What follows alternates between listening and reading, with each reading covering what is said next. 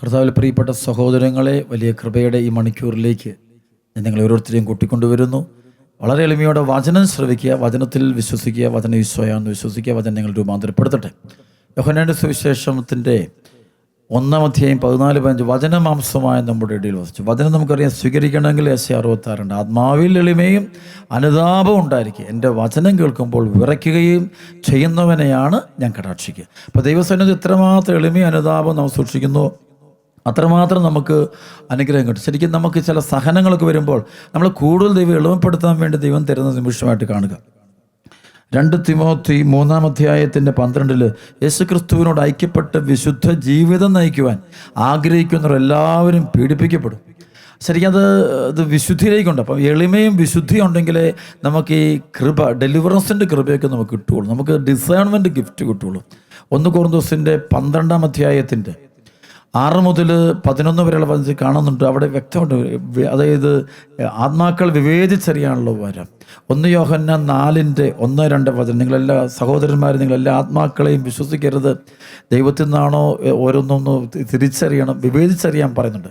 ആത്മാവ് ദൈവത്തെ, അപ്പോൾ ഓരോ അഭിഷേകങ്ങൾ തിരിച്ചറിയണമെങ്കിൽ, ഇപ്പോൾ ലോകത്തിൽ പൈശാചക്തിയും പല രൂപത്തിലും ഭാവത്തിലും ഒക്കെ ഇറങ്ങുന്ന കാലഘട്ടം, അത് വളരെയധികം ഇറങ്ങുന്നുണ്ട്. അപ്പം അത് 2 കൊറിന്തോസിൻ്റെ 11-ാം അധ്യായത്തിൻ്റെ 12, 13, 14 വചനം വായിക്കുമ്പോൾ പിശാച് പോലും പ്രഭാപൂർണനായ ദൈവദൂതൻ്റെ വേഷം കെട്ടാറുണ്ടല്ലോ. ചിലപ്പോൾ അവനും അടയാളങ്ങളും അത്ഭുതങ്ങളും എല്ലാം, ഇപ്പോൾ ശുശ്രൂഷകൾ ഞങ്ങളൊക്കെ ചെയ്യുന്ന അതേ സംഭവങ്ങൾ ചിലപ്പോൾ ഒരു അടയാളങ്ങളൊക്കെ ചിലപ്പോൾ കാണിക്കുന്ന കാണാൻ പറ്റും. പക്ഷെ അത് പരിശുദ്ധാത്മാവാണോ അതോ പൈശാചിക ശക്തിയുടെ പ്രവർത്തനമാണോ? അരൂപി തന്നെ അത് ഇങ്ങനെയൊരു തിന്മയുടെ കാലഘട്ടം, അവസാന കാലഘട്ടമായിട്ട് ചിലപ്പോൾ അവസാന കാലഘട്ടം എല്ലാം നമ്മൾ കരുതിയിരിക്കണം. അപ്പോൾ അത് തിരിച്ചറിയാൻ പറ്റണമെങ്കിൽ നമുക്കുണ്ടാകേണ്ട ഏറ്റവും വലിയ പുണ്യങ്ങളിലൊന്ന് നമുക്ക് വിശുദ്ധി എന്നൊരു പുണ്യമാണ്. ഹോളിനെസ് ഉണ്ടെങ്കിൽ മാത്രമേ. അതുകൊണ്ടാണ് ഈ കൈവ് പ്രാർത്ഥനയെക്കുറിച്ചൊക്കെ പറയുമ്പോൾ 1 തിമോത്തിയിൽ 5-ാം അധ്യായത്തിൽ പറയുന്നുണ്ട്. 1 തിമോത്തിയുടെ 5-ാം അധ്യായത്തിൻ്റെ 22 ആർക്കെങ്കിലും കൈവെപ്പ് നൽകുന്നതിൽ നിന്ന് തിടുക്കം കൂട്ടരുത്, നീ വിശുദ്ധി പാലിക്കണം. അപ്പോൾ ആത്മാവിൻ്റെ, ഹൃദയത്തിൻ്റെ, ശരീരത്തിൻ്റെ പരിശുദ്ധി കൊണ്ട് മാത്രമേ, നീ പരിശുദ്ധി ഉണ്ടെങ്കിൽ മാത്രമേ ഒരാളുടെ മേൽ കൈകൾ വെക്കാനോ ആൾക്ക് വേണ്ടി പ്രാർത്ഥിക്കാനോ പാടുള്ളൂ എന്ന് പൗലോസ്ലീഹ ശക്തമായിട്ട് പഠിപ്പിക്കുന്നുണ്ട്. ഹോളിനെസ് ഓഫ് യുവർ ഹാൻഡ്, നിൻ്റെ കൈകൾ വിശുദ്ധമായിരിക്കണം, കൈകൾ നിർമ്മലമായിരിക്കണം. അപ്പോൾ അത് നമ്മളൊന്ന് മറന്നു പോകരുത്. അപ്പോൾ ആ ഒരു ഹോളിനെസ് ഇല്ലെങ്കിൽ ചിലപ്പോൾ പൈശാചിക പീഡ പോലും ചിലർക്ക് ഉണ്ടാകും. അപ്പോൾ ചിലർക്ക് ചില പൈശാചിക പീഡകൾ വിളിച്ചു വരുത്തുന്നത് തന്നെ ചില പ്രത്യേകതരം കൈവെപ്പ് പ്രാർത്ഥന, ചില ആളുകളുടെ അടുക്കൽ നിന്ന് കൈവെപ്പ് പ്രാർത്ഥന സ്വീകരിച്ച ശേഷം പിന്നെ അവർക്ക് ഒരുപാട് ദുഷ്ടപിശാചിൻ്റെ ഉപദ്രവങ്ങൾ അവർക്കുണ്ടാകാറുണ്ട്. അപ്പോൾ അടയാളങ്ങളൊക്കെ തിരിച്ചറിയാൻ പറ്റണമെങ്കിൽ തന്നെ നമുക്ക് ഹോളിനെസ് വേണം. അപ്പോൾ അതൊരു പ്രധാനപ്പെട്ട വിഷയമാണ്. പ്രിയപ്പെട്ട, അതുകൊണ്ട് നമ്മൾ ഹോളിനെസ്സിന് വേണ്ടി ഒത്തിരി ആഗ്രഹിച്ച് പ്രാർത്ഥിക്കുക. റോമാലേഖനത്തിൻ്റെ 12, 1, 2 വചനം പറഞ്ഞ, ആകയാൽ സഹോദരങ്ങളെ, ദൈവത്തിൻ്റെ കാരുണ്യം അനുസ്മരിപ്പിച്ചുകൊണ്ട് ഞാൻ നിങ്ങളോട് അപേക്ഷിക്കുന്നു, നിങ്ങളുടെ ശരീരങ്ങളെ വിശുദ്ധവും ദൈവത്തിന് പ്രീതികരവുമായ ഒരു സജീവ ബലിയായിട്ട് അർപ്പിക്കും. ഇതായിരിക്കണം നിങ്ങളുടെ യഥാർത്ഥമായ ആരാധന. ശരിക്കുള്ള ആരാധന തന്നെയാണ് വിശുദ്ധി പാലിക്കുക എന്നുള്ള മേഖല. വിശുദ്ധിക്ക് നമ്മൾ 1-ാം സ്ഥാനം കൊടുക്കണം. ഹെബ്രായ ലേഖനം 12-ന്റെ 14, 15, 16 വചനങ്ങളുണ്ട്. എല്ലാവരോടും സമാധാനത്തിൽ വർത്തിച്ച് വിശുദ്ധിക്ക് വേണ്ടി പരിശ്രമിക്കുവിൻ. വിശുദ്ധി കൂടാതെ ആർക്കും കർത്താവിനെ ദർശിക്കുക സാധ്യമല്ല. വിദ്വേഷത്തിൻ്റെ വേര് വളർന്ന് ഉപദ്രവം ചെയ്യാതിരിക്കാൻ സൂക്ഷിക്കും. ഇപ്പോൾ ഇവിടെ വിദ്വേഷം എന്നൊന്നും വലിയൊരു അശുദ്ധിയാണെന്ന് പറഞ്ഞു കണ്ടോ. വിദ്വേഷം മൂലം പലരും അശുദ്ധരായി തീർന്നു. ചിലപ്പോൾ വിദ്വേഷം ചിലപ്പോൾ അപ്പനോട്, അമ്മയോട്, സഹോദരനോട്, സഹോദരിയോട്, കുടുംബാംഗങ്ങളോട്, മാതാപിതാക്കളോട്, വൈദികരോട്, സന്യസ്തരോട് പലരോടും ഭയങ്കരമായ വിദ്വേഷം. അത് തന്നെ ഒരു അശുദ്ധിയാണ്. നമ്മളോടൊരു ഭയങ്കര ബന്ധനമാണ്. അത് നമ്മൾ മാറണമെങ്കിൽ നമ്മൾ ക്ഷമിക്കാൻ തയ്യാറാണ്. ക്ഷമിക്കാനുള്ള ഏറ്റവും വലിയ എളുപ്പം എന്താണ്? നമ്മളിപ്പോഴും നോക്കേണ്ടത് നമ്മുടെ ആത്മരക്ഷയെക്കുറിച്ചുള്ള നല്ല വിചാരമുള്ള വ്യക്തിയായി തരും. എപ്പോഴും നമ്മുടെ ലോകരക്ഷ, ഇപ്പം നമ്മളിപ്പോൾ എന്തെല്ലാം വാങ്ങിക്കാൻ വേണ്ടി, ഇപ്പോൾ പണം നേടിയെടുക്കാൻ വേണ്ടി, ജോലി നടക്കാൻ, മറ്റുള്ളവൻ്റെ സമ്പത്ത് നേടിയെടുക്കാൻ വേണ്ടി, കഴിവ് നടക്കാൻ വേണ്ടിയൊക്കെ ഓടി നടക്കുമ്പോഴായിരിക്കും ചിലപ്പോൾ നമ്മൾ മരിച്ചു പോകുന്നത്. അത് നമ്മൾ ഓർത്തിരുന്നണം. ഈ യോഹന്നാൻ്റെ ലേഖനത്തിൽ 1 യോഹന്നാൻ 3 യോഹന്നാൻ എന്ന് വെച്ചാൽ ലേഖനൻ്റെ 3-ാമത്തെ ലേഖനം, ആ ലേഖനത്തിൻ്റെ 1-ാമത്തെ 1-2 വചനം വളരെ കൃപയുടെ വചനമാണ്. സഭാശ്രേഷ്ഠനായ ഞാൻ, യോഹന്നാൻ ശ്ലീഹ പറയാണ്, സഭാശ്രേഷ്ഠനായ ഞാൻ ആത്മാർത്ഥമായി സ്നേഹിക്കുന്ന പ്രിയപ്പെട്ട ഗായൂസിന് എഴുതുന്നത്, വാത്സല്യ ഭാജനമേ, നിൻ്റെ ആത്മാവ് ക്ഷേമസ്ഥിതിയിലായിരിക്കുന്നത് പോലെ തന്നെ എല്ലാ കാര്യങ്ങളും നിനക്ക് ഐശ്വര്യമുണ്ടാകട്ടെ എന്നും നീ ആരോഗ്യവാനായിരിക്കട്ടെ എന്ന് ഞാൻ പ്രാർത്ഥിക്കുന്നു.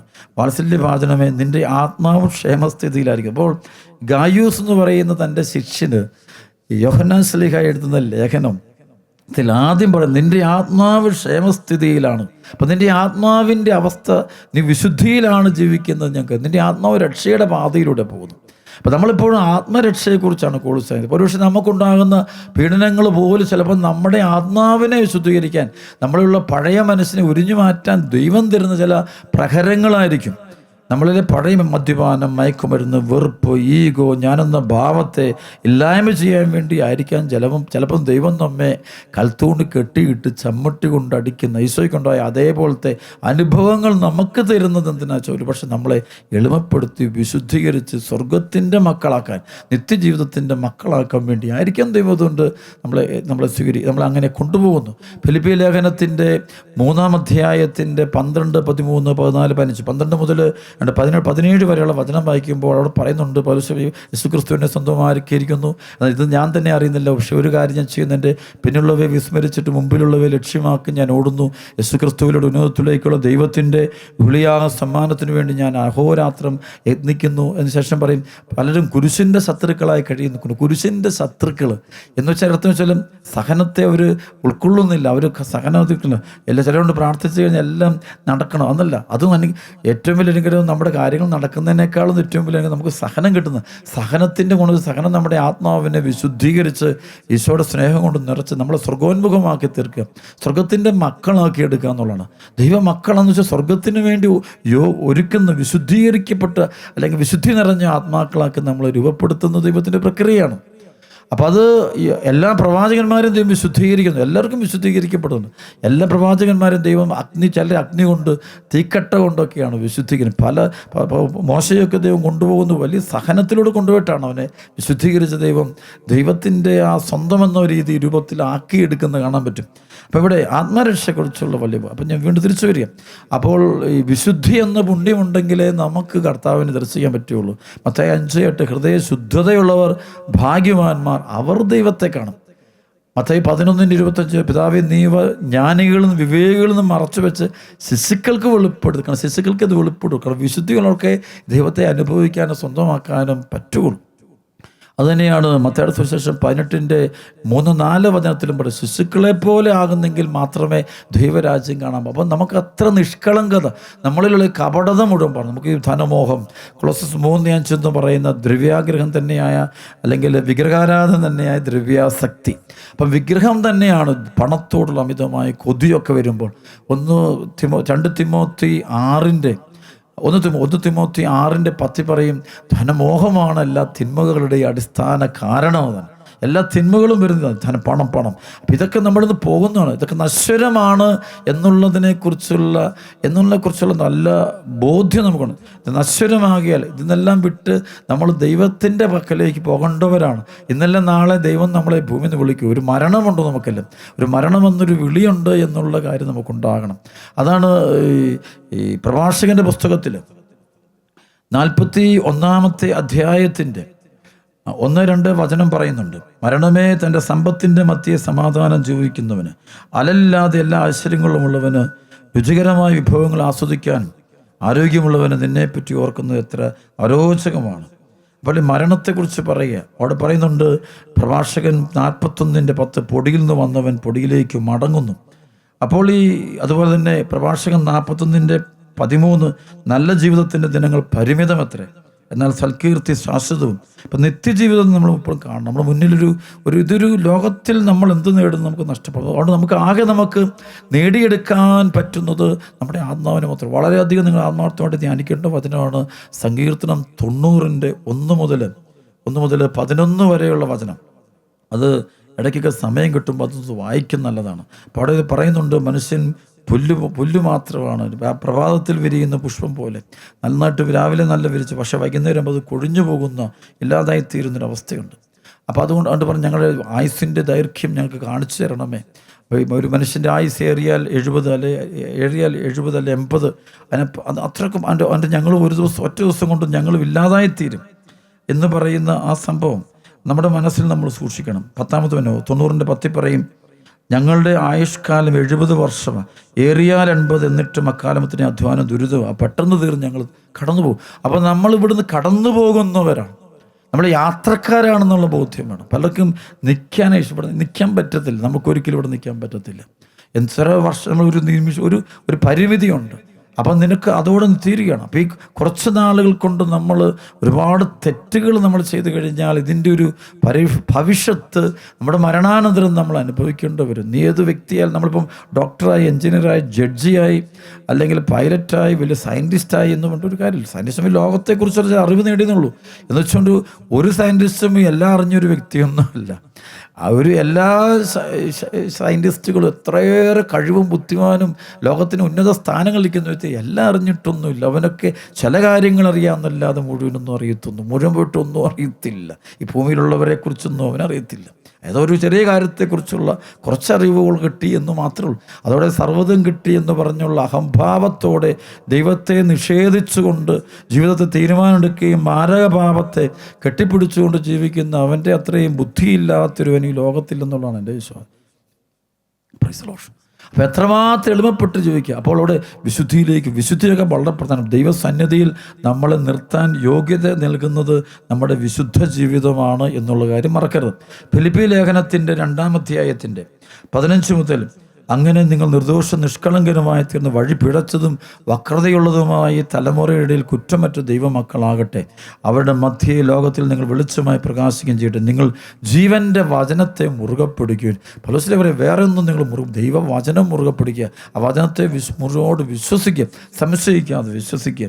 അപ്പോൾ ഞാൻ ഓടിയതും അധ്വാനിച്ചതും വെറുതെ ആയില്ലെന്ന്, വ്യർത്ഥമായില്ലെന്ന് ക്രിസ്തുവിൻ്റെ ദിനത്തിൽ എനിക്ക് അഭിമാനിക്കാം. അതുകൊണ്ട് വിശുദ്ധിക്ക് വേണ്ടിയുള്ളൊരു പരിശ്രമം വേണം. ഇന്നത്തെ ലോകത്തിൽ കാണാൻ പറ്റും ഒരുപാട് പേര് ഈ ജഡിക പാപങ്ങളിൽ പെടുന്നു. കേൾക്കുന്നുണ്ട്, മാസ്റ്റർബേഷൻ, അല്ലെങ്കിൽ സ്വവർഗരതി, അല്ലെങ്കിൽ വ്യഭിചാരം, അല്ലെങ്കിൽ മികച്ച ബന്ധങ്ങൾ വെക്കുമ്പോൾ അവരുടെ ജീവിത പിശാച് കളിക്കുന്ന, അപ്പോൾ അവരുടെ ജീവിതത്തിൽ ഏറ്റവും വലിയ അപകടത്തിലേക്കാണ് അവർ യാത്ര ചെയ്യുന്നത്.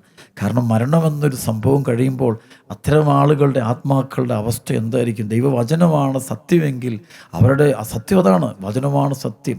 വചനത്തെ സംശയിക്കാനാണ് പിശാച് എപ്പോഴും നമ്മളെ പ്രേരിപ്പിക്കും. വചനം വിശ്വസിക്കരുത്. വചനം വിശ്വസിപ്പിക്കാതിരുന്നാൽ മാത്രമല്ലേ അവൻ്റെ ലക്ഷ്യം നടക്കുകയുള്ളൂ, അവൻ്റെ ലക്ഷ്യങ്ങൾ നടക്കുകയുള്ളൂ. ഇന്ന് അവൻ്റെ ലക്ഷ്യം പ്രിയപ്പെട്ടവർ അല്പം കൂടെ നമ്മൾ ജ്ഞാനവും വിവേകമുള്ളവരായിട്ട് മാറണമെന്നുള്ളതാണ് പരിശുദ്ധാത്മാവ് ഈ കാലയളവിൽ നമ്മളോട് ആവശ്യപ്പെടുന്നത്. അപ്പോൾ ജഡിക പാപങ്ങളൊക്കെ പെടുമ്പോൾ, ഇപ്പോൾ മദ്യപാനവും മയക്കുമരുന്നും ലഹരികൾ, ഇതിൻ്റെയൊക്കെ വഴികളിൽ പോകുന്ന ചെറുപ്പക്കാരൊക്കെ ഉണ്ട്. അപ്പോൾ അതുകൊണ്ട് പണം ഉണ്ടാക്കുന്നു, എങ്ങനെയും കാശുണ്ടാക്കുക, ഏത് മാർഗം. പക്ഷെ അവരറിയുന്നില്ല ഈ ജീവിതത്തിൽ എപ്പോഴാണ് ദൈവം അവരെ വിളിക്കുന്നത്. എന്തോരം മരണം ഇന്ന് ഒരുപാട് 30 വയസ്സ്, 28 വയസ്സ്, 32, 35, 40 വയസ്സിനൊക്കെ താഴെ ഒരുപാട് പേരുന്ന ലോകത്തിൽ മരിച്ചു വീഴുന്നുണ്ട്. ഒരുപാട് അപകടം വെറുതെ ക്യാൻസർ. കഴിഞ്ഞ ദിവസം എനിക്ക് ആരോ പറഞ്ഞു, എനിക്കറിയാവുന്നൊരു ഭവനത്തിലെ ഒരു ചെറുപ്പക്കാരൻ, അവർ ക്യാൻസർ പിടിച്ചിരിക്കുകയാണ്. 23-24 വയസ്സേ ഉള്ളൂ. മരിച്ചു പോകാൻ സാധ്യതയുണ്ട്, പ്രാർത്ഥിക്കണമെന്ന് പറഞ്ഞു. അപ്പോൾ അങ്ങനെയുള്ള ചെറുപ്പക്കാർ ഒത്തിരി മരിക്കുന്നൊരു കാലമാണ്. അപ്പോൾ നമ്മൾ എന്ത് നേടുന്നു? ഇത് നേട്ടമല്ല. ഈ ലോകത്തിലെ നേട്ടങ്ങൾ നേട്ടമല്ല.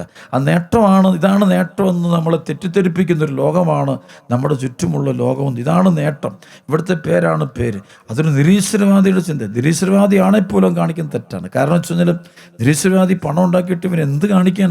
ഒരു മനസ്സിനൊരു സുഖം എന്നല്ലാതെ വേറെ മനസ്സുഖം മാത്രം, ഒരു സുഖം കിട്ടാൻ വേണ്ടി എന്തോ ഒന്നൊരു 10 പേരെന്നെ ഒന്ന് കൈയടിക്കുമ്പോൾ അതിന് നടുവിൽ ഇങ്ങനെ ഉയർന്നു നിൽക്കാനുള്ള ഒരു ചെറിയൊരു ആഗ്രഹം. ആ ഒരു ആഗ്രഹം അതം കളഞ്ഞാൽ മതി. എനിക്കെങ്ങനെ ആരുടെയും മുമ്പിൽ വലിയവനാകേണ്ട ആവശ്യമൊന്നുമില്ല. എനിക്ക് ദൈവത്തിൻ്റെ മുമ്പിൽ മാത്രം വലിയവനായി ആകാൻ ഞാൻ ആഗ്രഹിക്കുന്നുള്ളൂ. ദൈവത്തിൻ്റെ മുമ്പിലെത്തുക എന്നുള്ളതുമാണ്. അപ്പോൾ അതുകൊണ്ട് നമ്മൾ ഈ വക്രതയും വഞ്ചനയും ചതിയും മോശമായ വഴികളിലൂടെ നമ്മൾ നേടിയെടുക്കുന്ന ഈ വലിപ്പങ്ങളൊക്കെ നമ്മുടെ ദൈവത്തിൻ്റെ മുമ്പിൽ വരുമ്പോൾ വലിയ ചെറുപ്പങ്ങളായിട്ട് മാറും. നമ്മളെ ചെറുതാക്കി കളയുമെന്നുള്ള കാര്യം നമ്മൾ മറന്നു പോകരുത്. അതാണ് 2 കൊറിന്തോസിൻ്റെ 4-ാം അധ്യായം 16, 17, 18. ഞങ്ങൾ ഭഗ്നാശരാകുന്നില്ല, ഞങ്ങളുടെ ബാഹ്യമനുഷ്യൻ ക്ഷയിച്ചു കൊണ്ടിരിക്കുകയാണെങ്കിലും ആന്തരിക മനുഷ്യൻ അനുദിനം നവീകരിക്കപ്പെടുന്നു. ഞങ്ങളുടെ ക്ലേശങ്ങൾ നിസ്സാരവും ക്ഷണികവുമാണ്. അവിടെ ഫലമോ അനുഭവമായ മഹത്വവും ദൃശ്യമായവയല്ല, അദൃശ്യമായവയാണ് ഞങ്ങളുടെ ലക്ഷ്യം. ദൃശ്യങ്ങൾ നശ്വരങ്ങളാണ്, അദൃശ്യങ്ങൾ അനശ്വരങ്ങൾ. നമ്മളുള്ള സ്വാർത്ഥതയും ഇതൊക്കെ വരുന്നത് ഇതെല്ലാം ഒരു ആദിമാതാപിതാക്കളിൽ വന്നൊരു പാപത്തിൻ്റെ ഒരു ഇടപെടലുകളും സ്വഭാവ ദൂഷ്യങ്ങൾക്ക്. അതുകൊണ്ട് നമ്മൾ ഈ സമയത്ത് വിശുദ്ധി പാലിക്കാൻ ശ്രമിക്കുക. വിശുദ്ധി എന്ന പുണ്യം, അതിനുവേണ്ടി ത്യാഗം എടുക്കണം, പരിഹാരം, തപസ് ജീവിതം നയിക്കണം. കുടുംബജീവിതങ്ങൾക്ക് പോലും തപസ് ജീവിതം വേണം. കുടുംബജീവിതം ഒരു തപസ് ജീവിതത്തിലേക്ക് പോകണം, ലാളിത്യത്തിലേക്ക് വരണം, എളിമയിലേക്ക് വരണം, ആഡംബരപ്രിയം കാണണം. ഈ പൊങ്ങച്ചം കാണിക്കലും ഈ ഇങ്ങനെ ഊതി വീർപ്പിച്ചൽ, ബലൂൺ ഇങ്ങനെ ഊതി വീർപ്പിച്ചുകൊണ്ട് ഞാൻ എന്തോ ആണെന്ന് പറഞ്ഞ് ഇങ്ങനെ പൊങ്ങിക്കളിക്കാൻ വേണ്ടി ഇതൊക്കെ ചെയ്യുമ്പോൾ നമ്മുടെ മരണവും മരണത്തിന് ശേഷമുണ്ടാകാൻ പോകുന്ന സംഭവങ്ങളെ കുറിച്ച് ദൈവവചനം ഈശ്വമിശയുടെ ഈ എഴുതപ്പെട്ട സുവിശേഷത്തിലെ ഓരോ വചനങ്ങളും അത് നമ്മൾ വളരെ ഗൗരവമായിട്ട് നമ്മൾ എടുത്ത് നമ്മൾ ധ്യാനിച്ച് ആ വഴിയിലൂടെ നമ്മൾ പൊക്കോണം. അല്ലെങ്കിൽ നമ്മൾ പോകുന്നത് നമ്മൾ തെറ്റായ വഴിയിലൂടെയാണ് പോകുന്നത്, അപകടം പിടിച്ച വഴിയിലൂടെയാണ് പോകുന്നത്. യൂദാസിൻ്റെ ലേഖനത്തിൻ്റെ ഒരൊറ്റ ലേഖനമുള്ളൂ, ഒരധ്യായമുള്ളൂ. ആ അധ്യായത്തിൻ്റെ 17 മുതൽ 24 വരെയുള്ള വചനം. എൻ്റെ പ്രിയപ്പെട്ടവരെ, നിങ്ങൾ നമ്മുടെ കർത്താവായ യേശു ക്രിസ്തുവിൻ്റെ അപ്പസ്തോലന്മാരാൽ മുൻകൂട്ടി പറയപ്പെട്ട വചനങ്ങൾ ഓർക്കുകയും. കണ്ടോ, യേശുമിശി ആ വചനങ്ങൾ ഓർക്കാനാണ് പറഞ്ഞു, വേറൊന്നും ഓർക്കാൻ പറ. അവർ നിങ്ങളോട് പറഞ്ഞിട്ടുണ്ട്, തങ്ങളുടെ ദുഷ്ടമായ അധമ വികാരങ്ങൾക്ക് അടിമപ്പെട്ട് ജീവിക്കുന്ന പരദൂഷകർ അവസാന നാളുകളിൽ വരും. അവസാന നാളുകൾ ഒരുപാട് പരദൂഷകർ വരും. അതുപോലെ തന്നെ അധമ വികാരങ്ങൾക്ക് അടിമപ്പെട്ട് ജീവിക്കുന്നവർ എല്ലാത്തരം വൃത്തികേടും കാണും. അതിനുശേഷം പരിശുദ്ധാത്മാവില്ലാത്തവരും കേവലം ലൗകികരുമായി ഇവരാണ് ഭിന്നിപ്പുണ്ടാക്കുന്നത്. പ്രിയപ്പെട്ടവരെ, നിങ്ങൾ പരിശുദ്ധാത്മാവിൽ പ്രാർത്ഥിച്ചുകൊണ്ട് നിങ്ങൾ പവിത്രമായ വിശ്വാസത്തിൽ അഭിവൃദ്ധി പ്രാപിക്കുവിൻ. നിത്യജീവിതത്തിലായി നമ്മുടെ കർത്താവ് യേശു ക്രിസ്തുവിൻ്റെ കാരുണ്യത്തെ ഉറ്റുനോക്കിക്കൊണ്ട് ദൈവസ്നേഹത്തിൽ നിങ്ങളെ തന്നെ കാത്തുകൊള്ളുവിൻ. ചഞ്ചലചിത്തരോട് അനുകമ്പ കാണിക്കുവിൻ. അഗ്നിയിൽ അകപ്പെട്ടവരെ പിടിച്ചു കയറ്റുവിൻ. മാംസദാഹത്താൽ കളങ്കിതമായൊരു വസ്ത്രത്തെ പോലും വെറുത്തുകൊണ്ട് ഭയത്തോടെ അവരോട് കരുണ കാണിക്കണം. മാംസദാഹത്താൽ കളങ്കിതമായവരുടെ മാംസത്തോടുള്ള ദാഹം, ഇത് ഭയങ്കരമായ മാംസദാഹം കൂടെ, അതൊരു മൃഗത്തിൻ്റെ സ്വഭാവം.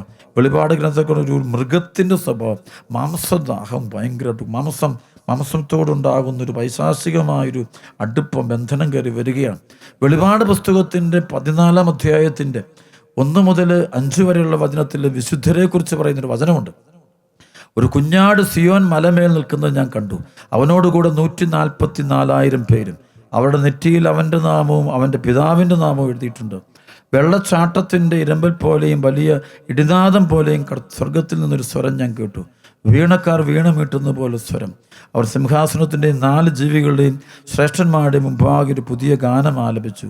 ഭൂമിയിൽ നിന്ന് വിലയ്ക്ക് വാങ്ങപ്പെട്ട 144,000 പേരൊഴികെ ആർക്കും ആ ഗാനം പഠിക്കാൻ കഴിഞ്ഞില്ല.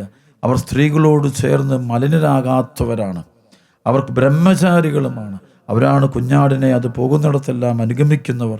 അവർ ദൈവത്തിനും കുഞ്ഞാടിനുമുള്ള ആദ്യ ഫലമായി മനുഷ്യരിൽ നിന്ന് വിലയ്ക്ക് വാങ്ങപ്പെട്ടവരാണ്. അവരുടെ അധരങ്ങളിൽ വ്യാജം കാണപ്പെട്ടില്ല. അവർ നിഷ്കളങ്കരാണ്.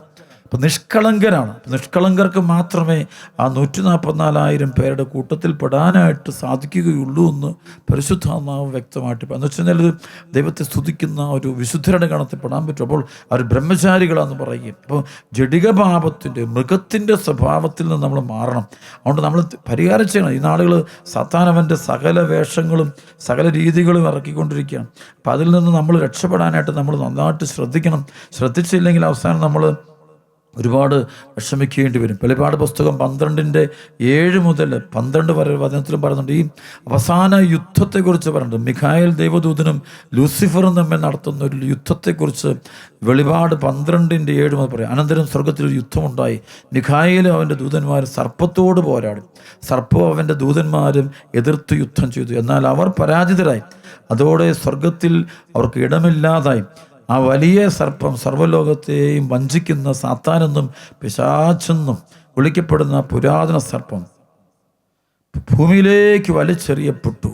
അവനോടുകൂടി അവൻ്റെ ദൂതന്മാർ സ്വർഗത്തിൽ ഒരു വലിയ സ്വരം വിളിച്ചു പറയും ഞാൻ കേട്ടു. ഇപ്പോൾ നമ്മുടെ ദൈവത്തിൻ്റെ രക്ഷയും ശക്തിയും രാജ്യവും അവിടുത്തെ അഭിഷിക്തൻ്റെ അധികാരവും ആഗതമായിരിക്കുന്നു. എന്തെന്നാൽ നമ്മുടെ സഹോദരരെ ദുഷിക്കുകയും രാപകൽ ദൈവസമക്ഷം അവരെ പഴിപറയുകയും ചെയ്തിരുന്നവൻ വലിച്ചെറിയപ്പെട്ടു. അവരാകട്ടെ കുഞ്ഞാടിൻ്റെ രക്തം കൊണ്ട് സ്വന്തം സാക്ഷ്യത്തിൻ്റെ വചനം കൊണ്ടും അവൻ്റെ മേൽ വിജയം നേടി. ജീവൻ നൽകാനും അവർ തയ്യാറായി. അതിനാൽ സ്വർഗമേ, അതിൽ വസിക്കുന്നവരെ ആനന്ദിക്കൂ. എന്നാൽ ഭൂമിയെ, സമുദ്രമേ, നിങ്ങൾക്ക് ദുരിതം ചുരുങ്ങിയ സമയമേ അവശേഷിക്കുന്നുള്ളൂ എന്നറിഞ്ഞ് അരിശം കൊണ്ട പിശാച് നിങ്ങളുടെ അടുത്തേക്ക് ഇറങ്ങിയിട്ടുണ്ട്. അപ്പോൾ ഈ ദുഷ്ടാരൂപികൾ ഇറങ്ങിയിട്ടുണ്ട്. അപ്പോൾ നമ്മൾ തിരിച്ചറിയണം നമ്മുടെ ജീവിതത്തിൽ വിശുദ്ധി എന്ന പുണ്യത്തെ കാത്തു സൂക്ഷിക്കാനായിട്ടുള്ള ഗൗരവമേറിയ ഒരു പരിശ്രമം ഈ സമയത്ത് നമുക്കുണ്ടാകണം. അല്ലെങ്കിൽ നമ്മൾ ഒരുപക്ഷെ നമ്മൾ അപകടത്തിൽപ്പെടാൻ സാധ്യതയേറെയുണ്ട്. അപ്പോൾ നമ്മൾ ചിന്തിക്കേണ്ടത് ഈ ലോകവും നമ്മളെ വിട്ടുപോകും, നമുക്കുള്ളതെല്ലാം നമ്മളെ വിട്ടുപോകും. നമ്മുടെ സമ്പത്ത്, പേര്, മഹിമ, പൊസിഷന്, വലിയ ജോലി ചോദിക്കുമ്പോൾ എന്താണ് ഞാൻ ചെയ്യുന്നു, ഞാൻ ഈ IRS പഠിച്ചാൽ IPS കഴിഞ്ഞ ആളാണ്, അല്ലെങ്കിൽ IAS കഴിഞ്ഞു, അല്ലെങ്കിൽ ഞാൻ ഡോക്ടറാണ്, എഞ്ചിനീയറാണ്, ഞാൻ VIP ആണ്, ഞാൻ അവിടെ പഠിച്ചു ഇവിടെ. ഇതിനെല്ലാം ഒരു പരിമിതമായ ഒരു കാലഘട്ടമുള്ളൂ.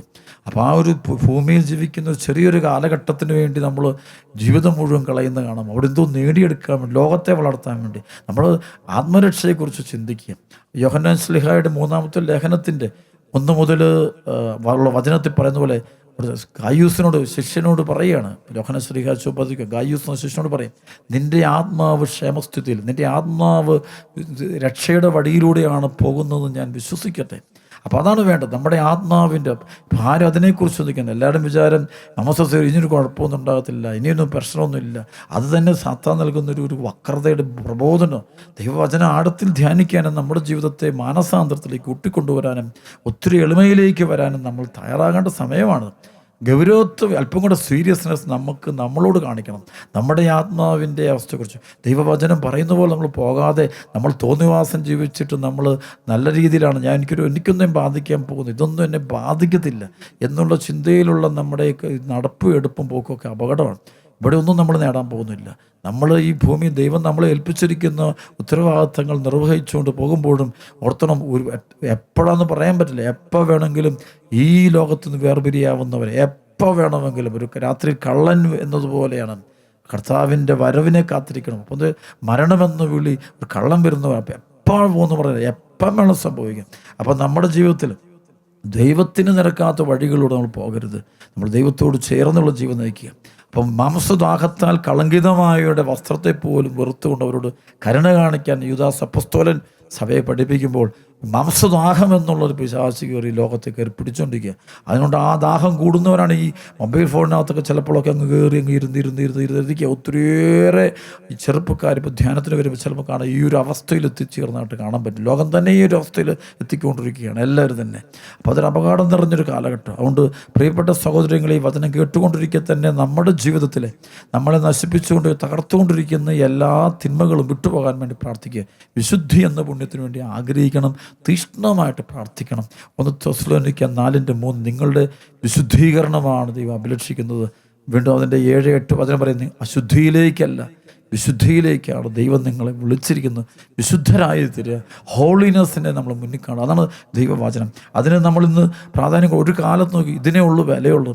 ഒരുപക്ഷെ ഞാൻ ഈ പറയുന്ന വചനം ലോകത്തിൽ 10,000 തന്മയായ കാര്യം പഠിപ്പിക്കുന്നതിനിടയിൽ നിന്ന് വിശുദ്ധിയെക്കുറിച്ച് പറയുമ്പോൾ, വിശുദ്ധിയാണ് പ്രകാശം, മറ്റുള്ളതെല്ലാം ഇരുട്ടാണ്. ആ ഇരുട്ടിൻ്റെ സന്തതികളായിട്ട് നമ്മൾ മാറരുത്. അല്പനേരത്തെ സുഖവും പക്ഷേ ദീർഘകാലത്തെ നിരാശയുണ്ടാകും. നമ്മളിപ്പോൾ ഈ പാപത്തെ നമ്മൾ കെട്ടിപ്പിടിച്ച് നേരെ മറിച്ച് ഇപ്പം നമ്മൾ വിശുദ്ധിയും വിശുദ്ധ ജീവിതവും ചിലപ്പോൾ നമ്മൾ അല്പം ലോകത്തിന് മുമ്പ് ലോകത്തിന് മുമ്പ് ചെറുതായിപ്പോയെന്ന് വരും. പക്ഷേ നമുക്കൊരു മരണത്തിന് ശേഷം നമുക്കായിരിക്കും ഏറ്റവും കൂടുതൽ ആനന്ദിക്കാനും ആഹ്ലാദിക്കാനും പറ്റുക. കാരണം കർത്താവിൻ്റെ വചനം അതാണ് നമ്മളോട് പറഞ്ഞിരിക്കുന്നത്. വിശുദ്ധർക്ക് മാത്രമേ, വിശുദ്ധിയിലെത്തിയാൽ മാത്രമേ ദൈവത്തെ മുഖാഭിമുഖം കാണാൻ പറ്റുള്ളൂ. എബ്രായ ലേഖനത്തിൻ്റെ 12:14 എല്ലാവരോടും സമാധാനത്തെ വർദ്ധിച്ച് വിശുദ്ധിക്ക് വേണ്ടി പരിശ്രമിക്കുവാൻ. വിശുദ്ധി കൂടാതെ ആർക്കും നമ്മുടെ കർത്താവിനെ ദർശിക്കുക സാധ്യമല്ല. തീഷ്ണമായിട്ട് വിശുദ്ധിക്ക് വേണ്ടി പ്രാർത്ഥിക്കാം. ആ ഒരു കൃപ കിട്ടട്ടെ. അതിനുവേണ്ടി ഒരു പരിശ്രമം നമ്മൾ വർക്ക് ചെയ്യണം, നമ്മൾ ഹാർഡ് വർക്ക് ചെയ്യണം. എങ്കിൽ മാത്രമേ നമുക്കത് നേടിയെടുക്കാം. ഉപവാസവും പരിഹാരവും ആത്മനിയന്ത്രണവും അതുപോലെ സഹനങ്ങളും എടുത്തുകൊണ്ട് നമുക്ക് വിശുദ്ധി പാലിക്കാനായിട്ടുള്ള പ്രവർത്തികളിൽ ഏർപ്പെടാനായിട്ട് ശ്രദ്ധിക്കാൻ. ദൈവം അനുഗ്രഹിക്കട്ടെ. പിതാവിൻ്റെയും പുത്രൻ്റെയും പരിശുദ്ധാത്മാവിൻ്റെയും തിരുനാമത്തിൽ ആമേൻ.